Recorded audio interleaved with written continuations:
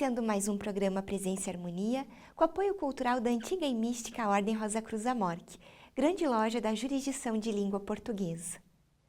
Como a poesia pode nos ajudar a repensar o modo como olhamos para as crianças?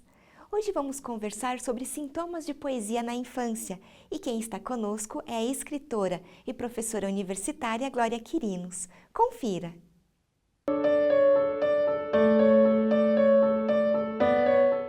Glória, bem-vinda ao programa Presença e Harmonia e muito obrigada por aceitar o nosso convite. Muito obrigada. Bom dia, Vivian. Glória, você é peruana, mas escolheu o Brasil para seguir a sua carreira literária. Como se deu a sua trajetória?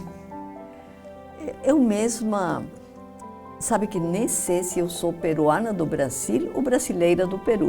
É o que eu já escrevi em algumas autobiografias, apresentações, porque tenho tanto tempo de Brasil, acho que mais tempo de Brasil do que de Peru. E como eu escolhi, eu acho que o acaso escolheu com muita felicidade.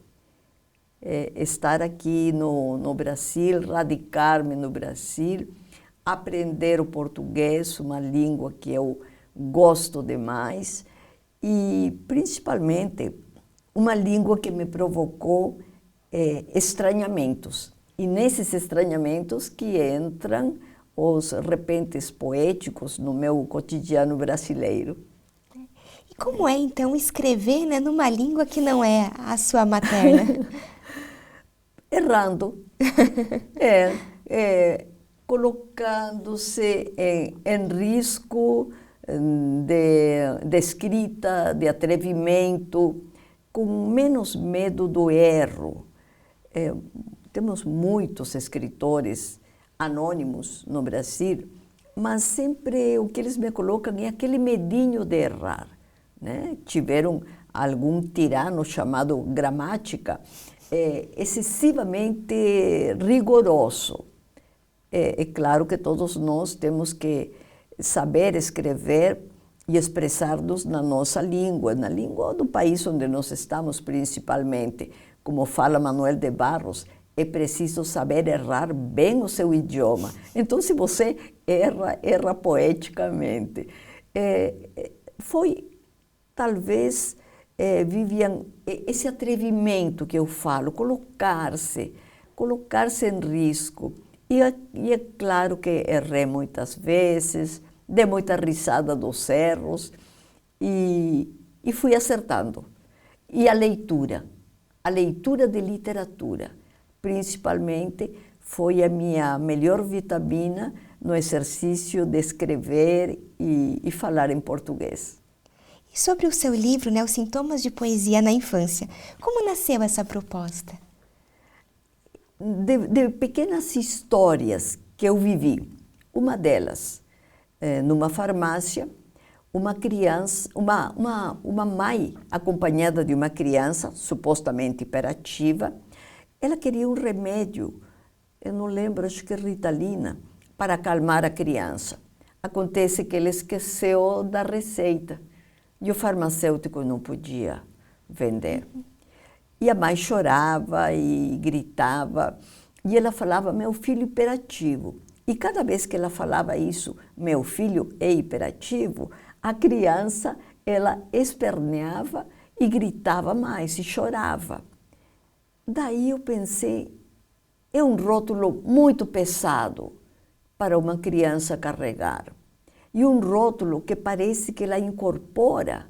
Essa cena foi para mim muito importante. E fiquei pensando muito tempo no assunto. Daí me deparei com textos poéticos maravilhosos. Um deles foi de Carlos Drummond de Andrade, que ele fala sobre Paulo, que Paulo tinha fama de mentiroso. E ele inventava aqui e lá, e a mãe colocava Paulo de castigo. Quando a mentira aumentava o castigo também. Até que a mentira de Paulo foi enorme. E sabe o que a mãe faz? Leva Paulo para o médico.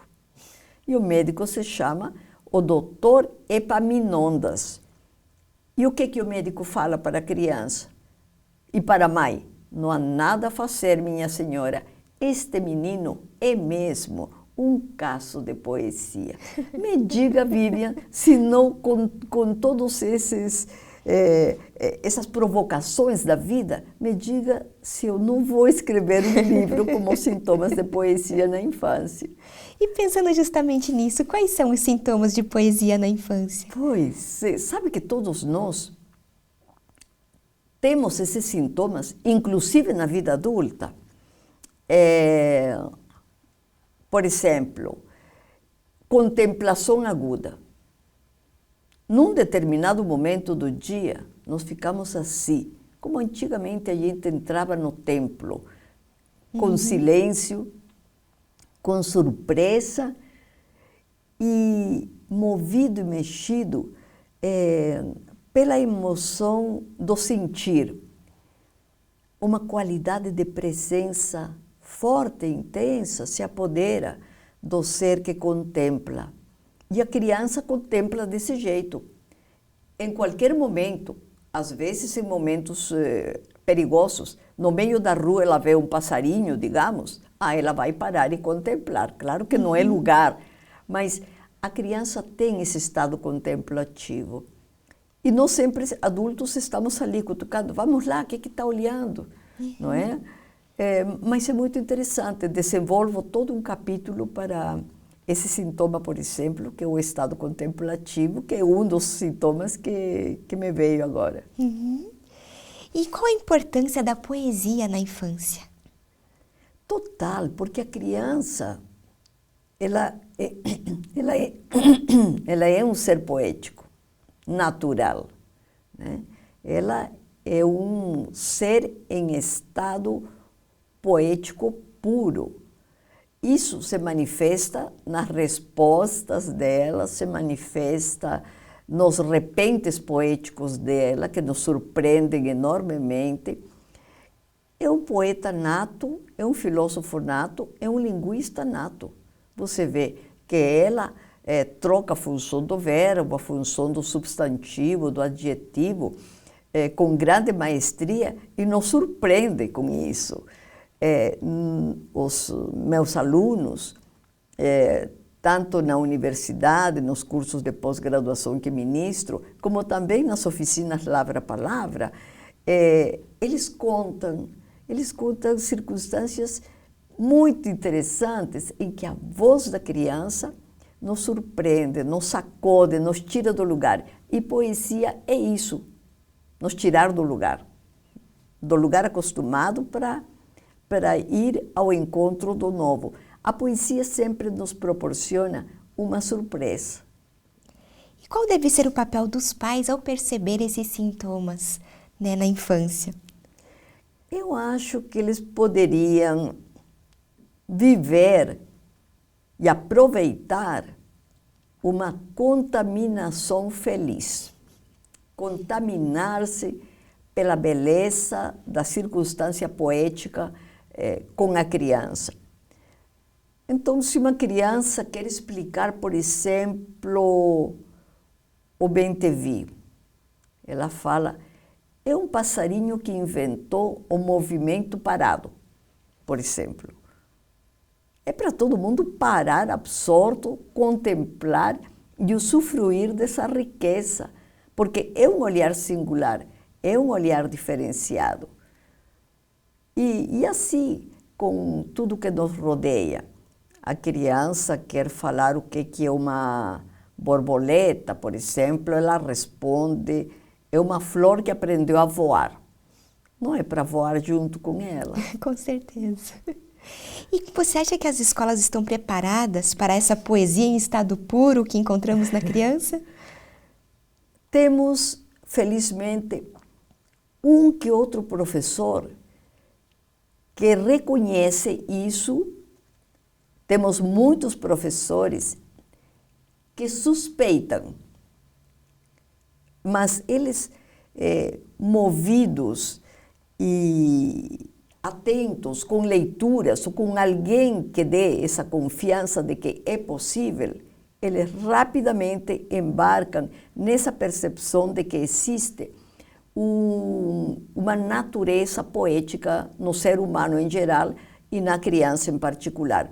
É preciso, sim, por isso é tão importante cursos, palestras para os professores, aproximá-los de leituras interessantes e pertinentes a essa questão da poesia. Em termos gerais, os professores eles são muito movidos pelos objetivos que eles têm que alcançar. Aliás, existe isso, né? Como uma regra nas escolas. Atingir os objetivos? Que objetivos?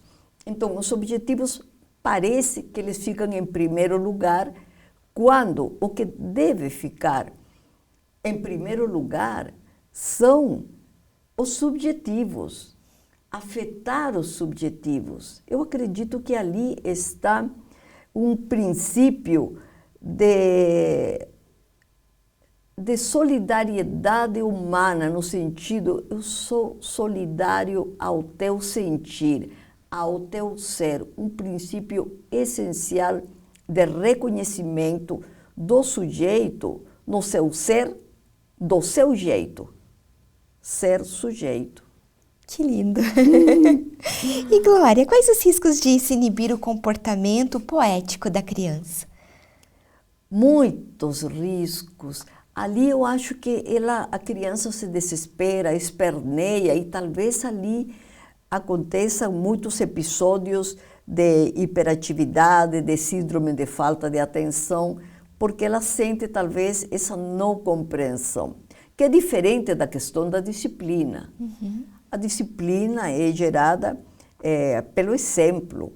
Se eu vejo que eu não grito com meus irmãos, ou com meus amigos, ou com as pessoas que me cercam, ela também não levantará a voz, não gritará. Se eu não atiro um prato longe, ela também não vai atirar seu brinquedo longe, não acha? Uhum. Então, eu acredito que há um rigor no sentido de inibir a voz da criança. Aquele cala a boca. Né? Cala a boca no momento que às vezes ele está no meio de uma história querendo te contar algo, ou ridicularizar aquilo que ele está contando com sua fantasia, porque a criança ela sabe muito bem distinguir o real da fantasia. O trajeto dela é muito rápido. Ela pega uma xícara e faz de conta que é um carrinho, e faz brrr, como um carrinho. Uhum. De repente você quer entrar, também existe isso, você quer entrar no jogo dela, pega a tua xícara e você vai lá ao encontro dela. Daí ela te olha assim, com uma admiração, mãe, isso não é um carrinho, é uma xícara. Uhum. Então o trajeto é rápido da fantasia para a realidade. Nós já separamos mais, mas eu acho que é compreendê-la, cercá-la nessa poeticidade viva que está ali. E você pode, né, não sei, podemos dizer que a poesia é um gênero literário menos disseminado, né? E se for, por quê? Talvez menos conhecido. E existe o seguinte, não existe uma clareza em relação à poesia que existe em nós. Eu sinto isso, por exemplo, numa caminhada na feira, na rua, dentro do ônibus. Há pessoas se expressando poeticamente que eu fico com uma vontade de falar, anota ali, você acabou de falar um verso. E o mesmo acontece com meus alunos, eles se expressam, né? Então a poesia, ela está mais viva nas ruas do que a gente imagina. Está mais viva no próximo, nos nossos semelhantes, com amigos, do que a gente imagina. Nas festas, ela aparece. Não há lugar para cercar a poesia e pensar assim, poesia, agora você fica na quinta série A da escola tal. Não é isso. Se bem que a escola, falando em escola, é um dos espaços, e as bibliotecas principalmente, um dos espaços, bibliotecas e escolas são espaços pertinentes à poesia. Eu acredito que o professor, o grande mediador entre a família e a escola, ele precisava se prolongar esse trajeto. Digamos que é uma família onde a criança vive poeticamente, ou é compreendida poeticamente. Na escola, o professor precisaria seguir, né? Ampará-lo nessa poesia. Eu acho que talvez na escola, sim, precisamos mais a visita desse doutor Epaminondas, que falei antes, né? Que atendeu o Paulo, para falar para os professores, não, a criança só tem sintoma de poesia. Será que falta a gente olhar a vida com mais poesia, então perceber mais a poesia na nossa vida? Perfeito, é isso. E a poesia está ali, né? Ela amanhece com a gente. E que caminhos poderíamos traçar para estimular as nossas crianças para esse despertar através do fazer poético? A escuta de poesia, que está também na música, nas canções, na dança. Menos ativismo, menos produção, menos agenda totalmente cheia. Como que uma criança que sai da escola e logo entra numa outra aula, e na sequência outra aula, e logo vem os deveres da escola, né? As tarefas escolares.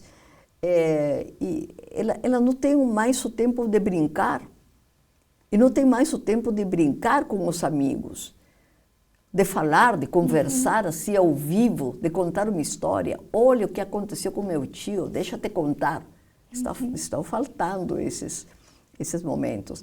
Agora, começar a aula com um bom poema, eu acho que não deve ser muito difícil. E nem tira tanto tempo assim. É só acreditar que é possível. E atualmente você ministra aulas nas áreas de literatura e educação. Você tem visto progressos nesse sentido até na educação infantil? Os meus alunos, no curso de pós-graduação que ministro, atualmente ministro módulos em cursos de pós-graduação. Um deles é de literatura infanto-juvenil e de contação de histórias. Então, você pode imaginar quanto retorno tenho desses alunos. E, normalmente, são alunos entusiasmados, que querem, que eles se permitem ser poetas também. Então, nesse sentido, sinto muita alegria. Mas eu sei que não é o geral e que precisa, sim, de uma epidemia, de uma contaminação feliz, assim, em grandes proporções. E uma delas já está começando aqui, Vivian, com nossa conversa, tocando num ponto que é a poesia. E você já trabalhou com diversos públicos, né? Qual a particularidade, então, do trabalho infantil? Como se dá essa comunicação? É muito rica. Como autora, recebo muitos convites das escolas. E as crianças, muitas delas são preparadas com as perguntas. Até já tem as perguntas escritas anteriormente, elas sabem o que vão formular conforme a leitura do livro. Mas o que eu gosto é aquela pergunta que não foi pensada anteriormente, que no calor da conversa, da presença com o escritor, ela faz. Daí surpreende todo mundo e normalmente são perguntas plenas de reflexão filosófica, inclusive, de perguntas sobre o fazer poético, sobre a criação e a fala das crianças, com esse brilho no olho, com essa espontaneidade, com essa originalidade que ela formula a pergunta, surpreende todo mundo. Uma delas, por exemplo, que a criança não tem nenhum problema em perguntar: quantos anos você tem? Essa não era uma pergunta que estava planejada, não é? E é claro que as professoras, elas ficam assim, cobrindo o rosto, e agora, o que fazemos, né? Daí eu respondo a minha idade, naturalmente, que não há nenhum problema ter vivido bastante. E daí as crianças, elas respondem com muito entusiasmo assim, nossa, mais velha que minha mãe. E daí outra responde, mais velha que minha avó. E outra, mais velha que a minha bisavó. E com isso já está se criando um jogo, uma brincadeira, não é? E daí outro, mais velha do que meu tataravô. Olha, isso é bonito, isso é bom para anotar e brincar com eles, continuar, né? Sim. É muito divertido. Você tem vários livros, né, para esse público infantil. Como se deu, né, esse seu envolvimento com a literatura voltada para as crianças? Pois é, o primeiro livro foi em 1985. O que motivou foi uma grande enchente. O livro é O Sapato Falador, uma grande enchente no sul do Brasil. E daí eu comecei, acho que meio imitando as crianças. Era uma vez uma chuva de tantas chuvas formada, que somando chuva, chuva de uma grande chuvarada. E por ali começo a história do sapato falador, onde um par de sapatos mágicos, né, conversam com as crianças das enchentes, enfim, junto fantasia com realidade. Tem muitos, esse foi o primeiro, tem atualmente 8 editoras, publico por diversas, espero que venham mais. E tem algum livro seu, assim, que você tem um carinho especial, que é o seu preferido? Como que... Essa pergunta é a mais difícil de todas, Vivian. Mas tem um que... Aliás, tem dois que me levam para muitos lugares. Um recentemente reeditado pela editora Inverso, Te Conto que Me Contaram, é um livro que é uma homenagem ao contador de histórias. Então, por ser uma homenagem a quem conta histórias, e por ser um livro bilíngue, porque ele é português e do outro lado espanhol, eu sinto muito carinho por ele. E também por ser um livro reeditado, quer dizer que esgotou seu caminho numa editora, que era antigamente a Editora Cortês, e foi reeditado, voltou a nascer, e isso é muito bonito, pela editora Inverso. Sinto muito carinho por esse livro. E como era na época que você era criança os sintomas de poesia na infância? Olha, bem, sempre ouvi falar, era frequente ouvir falar dos meus professores, já está no mundo da lua. E é claro que eu estava lá em pleno devaneio crônico, que é um outro dos sintomas, né? Em pleno devaneio crônico, sei lá, pensando em pensando em aprontar poeticamente, né? Com as palavras de alguma maneira. Me chamava muito, sim, a atenção as palavras da família, por exemplo. Eu tinha até um caderninho que eu colocava assim, vou te falar em espanhol, palavras del abuelito, palavras do meu avô, né? Palavras de la tia Dorlisca, de uma tia, palavras de la tia Júlia. E me chamava muito a atenção porque eram palavras reincidentes de cada pessoa. E isso eu pensava, puxa, tal pessoa repete sempre, frequentemente, tal palavra. E eu colocava como uma palavra que era propriedade dela. Isso o que é? Eu acho que era mais uma atenção com a palavra. Não é?